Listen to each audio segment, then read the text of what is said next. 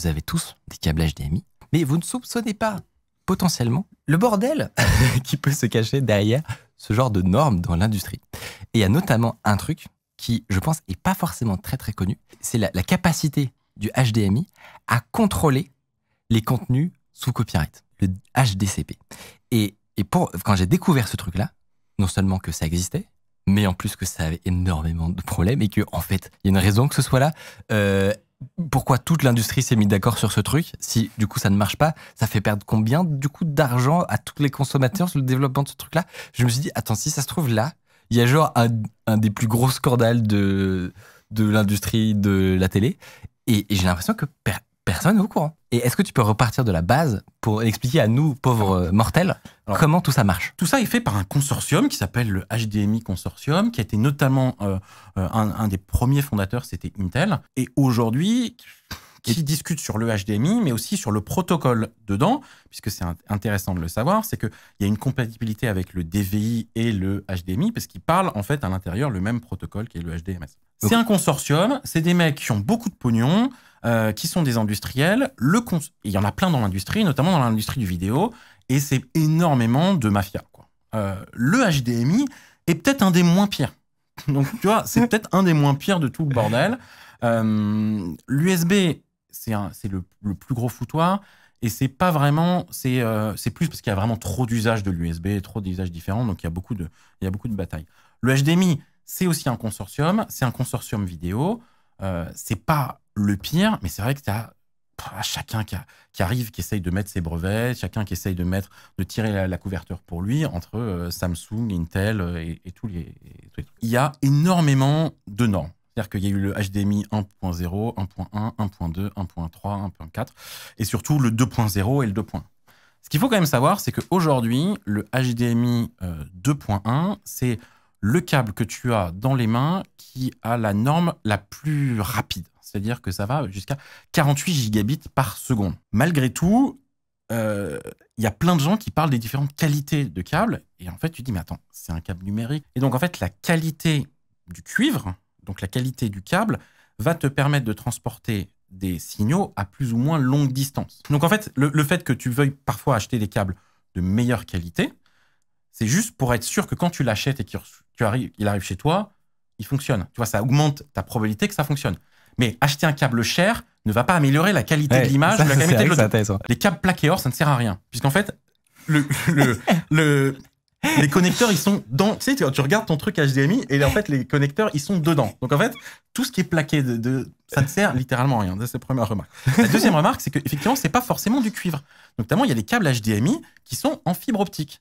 L'important, le HDMI, en fait, c'est le connecteur et puis c'est le protocole. De fait, les protocoles qui passent dessus. Mais en fait, en vrai, ça marche bien en fibre optique, notamment si tu as besoin de faire des longues distances. Ce qu'il faut savoir, c'est que le HDMI, la licence en fait pour le HDMI est assez peu chère par rapport soit au DVI, soit au DisplayPort. Et c'est pour ça qu'en fait, tu as vu du HDMI qui est encore plein d'endroits, alors qu'en fait, tu pourrais le faire en DisplayPort, voire de l'USB-C qui peut transporter du DisplayPort. Mais tu sais que rien que ça, le fait qu'il faut payer pour mettre un port HDMI sur le produit... 4 centimes. 4 centimes. Ça veut dire que sur un Raspberry Pi, la fondation Raspberry Pi paye 4 centimes pour mettre un HDMI. Ouais. Mais ça, tu vois, je pense qu'il y a plein de gens qui ne savaient pas que... Mais toutes les normes, toutes les normes, en fait, ce que tu payes, c'est la licence pour avoir le droit d'utiliser les brevets et d'accéder à la norme et surtout à la certification. Parce que le truc du HDMI qu'ils ont bien fait, c'est la certification. Et ça, c'est vraiment... Et c'est là où le consortium USB fait n'importe quoi, mais le consortium HDMI vraiment fait un truc très bien là-dessus. Donc ça veut dire que moi, demain, tu prends l'exemple d'un Raspberry, je veux faire un Banana Berry, Pi, bref, et je veux mettre un port HDMI, je peux pas simplement reproduire les schémas et le vendre. Non. Comment ça se passe? Tu payes. Directement, je peux dire, j'ai un port HDMI, j'ai le droit d'utiliser le nom HDMI direct comme ça? Non, tu repayes. Quoi?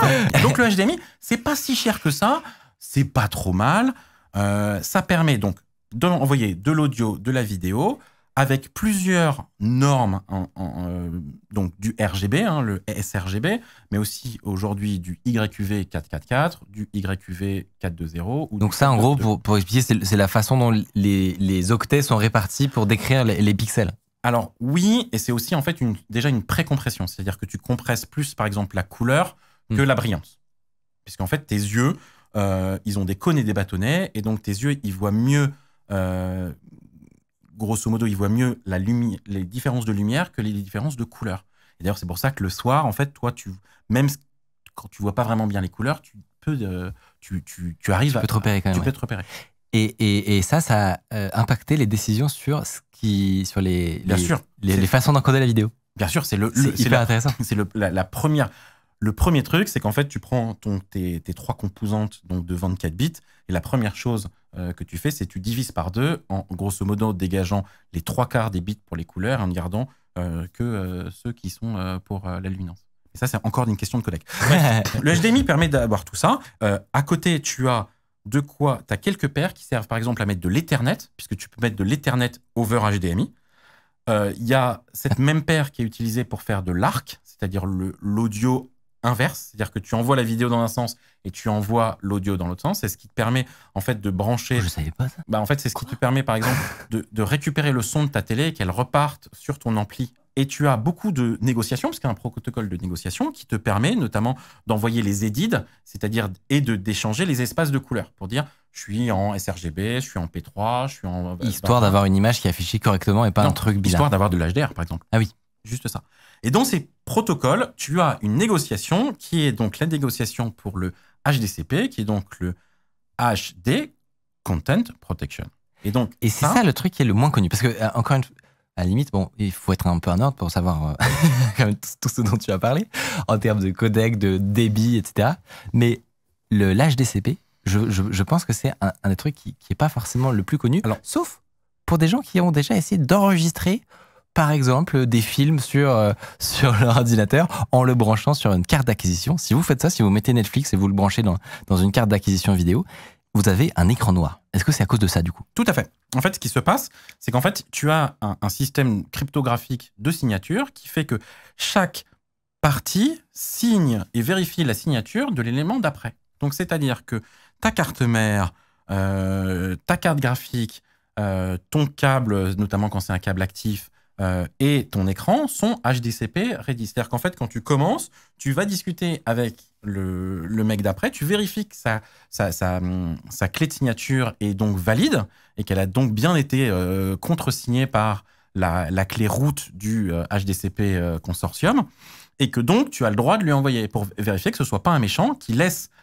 partir les données dans la nature. Donc, on est d'accord, le principe de base, c'est la plupart du temps, si on observait ce qui se baladait dans un câble HDMI, on pourrait directement voir que c'est des images, des vidéos, les unes après les autres. Mais quand ce truc-là s'active, c'est du chiffrement. On comprend plus rien et il y a des clés qui chiffrent. Exactement. Et donc, il y a des clés qui chiffrent, et donc il y a eu plusieurs générations de HDCP. Il y a eu des générations 1, et maintenant il y a la génération 2. Et la génération 1, elle a fini avec la clé root, qui a fini dans la nature. Et en dommage. Fait, c'est exactement la même chose. C'est-à-dire que en fait, c'est un arbre de clés, et tu dérives la clé n fois avec des AES que tu dérives, et qui te permettent d'avoir en fait 2 puissance 64 clés qui sont dérivées de la première. Mais si tu as celle en haut, en fait, tu peux dériver toutes les clés. C'est la clé maîtresse qui te permet de déverrouiller tous les câbles HDMI. Exactement. Qui te permet de générer n'importe quelle clé, et toutes les clés seront valides. Donc en fait, tu casses la chaîne de confiance. Et donc, c'est un des trucs de plus. Ça s'est passé comment? On sait comment elle a leak? Officiellement, on ne sait pas. Et officieusement? Je ne le dirai pas sur le plateau. Après, on saura plus tard. Donc ensuite, il y a eu cette deuxième norme qui est le HDCP 2.0 qui, là, est en un chiffrement encore plus fort. Et en fait, là, tu vas me dire, mais à quoi ça sert tout ça? Qui a inventé ça? Et ben en fait, c'est toujours le problème du piratage. C'est-à-dire que, en fait, ces consortiums, les gens autour de Sony, Panasonic, etc., essayent de vendre le fait qu'ils vont te faire, donc c'est tout ce qu'on appelle les DRM, qui vont protéger et interdire le piratage. Or, entre le moment où n'importe quel truc passe à la télé, donc par exemple le moment où il y avait peut-être le plus de gens qui regardaient un truc à la télé ever, c'était les sorties des derniers épisodes de Game of Thrones. Entre le moment où il était diffusé à la télé et le moment où c'était le top one des trucs sur Pirate Bay, il y avait 40 minutes. Donc, c'est-à-dire qu'à la fin de l'épisode, en fait, le truc était déjà prêt. Donc ça ne marche pas. Pourquoi ça ne marche pas? C'est quoi le but? Est-ce que le but, c'est d'interdire le piratage? Alors à ce moment-là, c'est un échec. C'est un échec total. Alors pourquoi ils continuent? Peut-être que leur but, ça n'est pas D'empêcher le piratage. d'empêcher le piratage.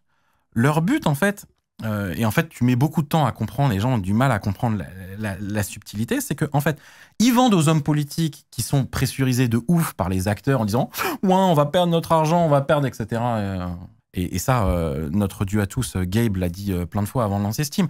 Le problème du piratage, c'est pas un problème de gens qui veulent pas payer, c'est un problème d'accès à l'offre. Et en fait, quand t'as Steam, c'est tellement facile d'acheter des jeux, t'en achètes plein. On a tous des bibliothèques de Steam avec des milliards de trucs. Et même Netflix ou même Spotify, t'as plus envie de pirater.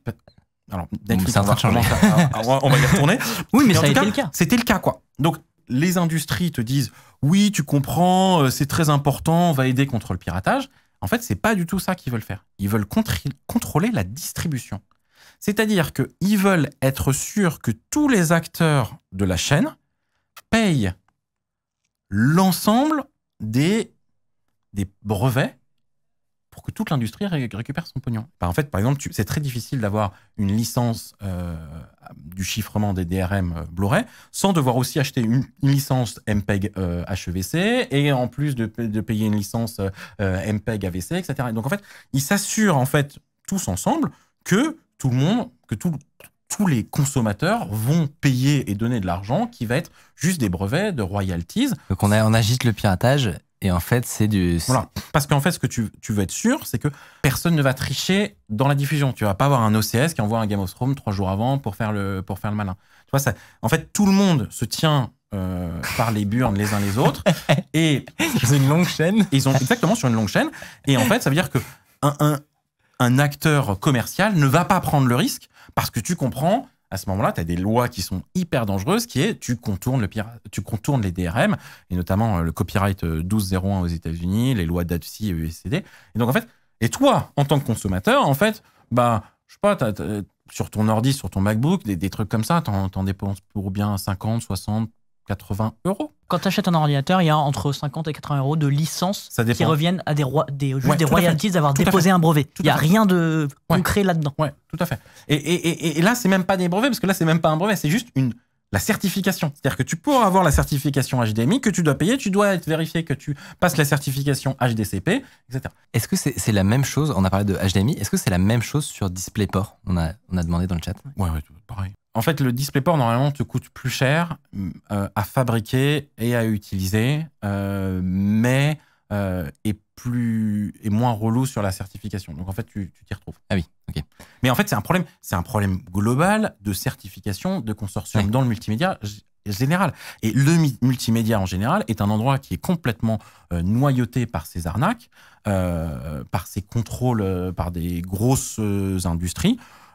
Et en fait, eux, ils te disent, moi, je te vends une télé à 1000 balles, donc j'ai 3 euros de licence. Ça change pas pas très grave. C'est ça. La question qui se pose instantanément, tu nous as parlé de HDMI 1 avec le HDCP qui s'est fait péter très, très rapidement. Ils ont ensuite augmenté la qualité de leur protection. Est-ce qu'aujourd'hui, c'est facile à casser? Hyper simple.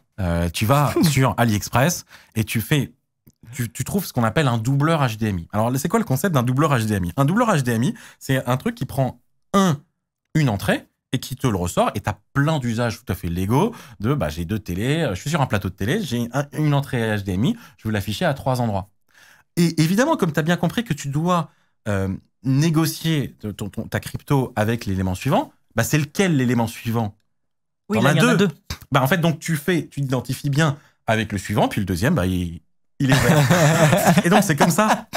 C'est comme ça que quand tu veux pirater, les pirates professionnels, en fait, ce qu'ils ont, c'est que ils prennent l'intégralité de ce qui sort de l'HDMI. Donc, c'est-à-dire l'ensemble des télés, l'ensemble des set-top box, l'ensemble des lecteurs Blu-ray, l'ensemble qui prend le chiffrement, mais parfait, déchiffré parfaitement, ils le prennent et dans un boîtier, ça sort en HDMI, et puis de l'autre côté, ils reprennent le truc, ils encodent. Et une version pirate qui part à droite. Et surtout, ça veut dire que, on a plein d'encodeurs temps réel, ou hardware, ou software, comme X264 de Videolan, et en fait, grosso modo, t'écris t'as peut-être quoi, t'as 100 millisecondes, 200 millisecondes de décalage par rapport au live. Donc en fait, le piratage, ils peuvent te rajouter plein de trucs dans le piratage. Quoi qu'il arrive, à la fin, il faut en fait que tes yeux ils soient capables de voir ce que tu regardes.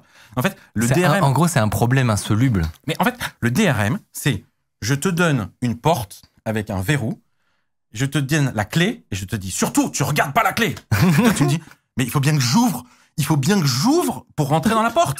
Et toi, tu vas me dire, mais tu regardes pas la clé. Alors toi, tu fermes les yeux, tu mets la clé, tu tournes, tu rentres. Puis, ils me prennent pour un con, quoi. Et ce qui est incroyable, c'est qu'à mon avis, les produits dont tu as parlé, 99% de leur clientèle, c'est pas des gens qui ont 2 écrans et qui veulent splitter leur signal. Évidemment. HDMI.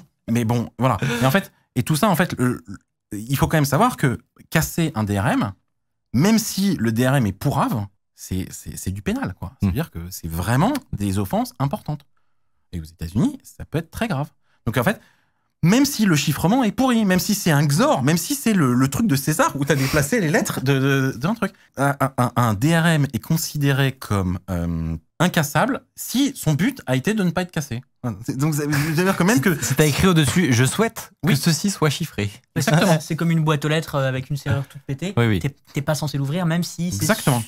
Tu mets un coup de gant et elle s'ouvre. Exactement. Globalement, on a une technologie qui est censée faire quelque chose qu'elle ne parvient pas à faire du tout, qu'elle ne parviendra probablement jamais à faire, qui a probablement un coût, si tu cumules genre l'ensemble de ce qui est payé par tout le monde, qui est énorme. Ouais, mais globalement, ça n'est pas si important par rapport aux 2 industries ou aux 2 sous-industries qui sont du foutage de gueule total. Le premier, c'est tout ce qui est 4G, 5G, 3G avec une boîte qui s'appelle Qualcomm qui récupère une fortune sur chacun des téléphones portables. Et là, on parle de dizaines d'euros juste sur la partie modem. Et le deuxième qui est sur les codecs vidéo. Et donc, pas vraiment. C'est pour ça que je te dis, le HDMI, oui, bon, ça coûte un peu cher, mais ça rend un vrai service. Sachant que, évidemment, si on n'avait pas le HDCP dans le HDMI, ce serait mieux.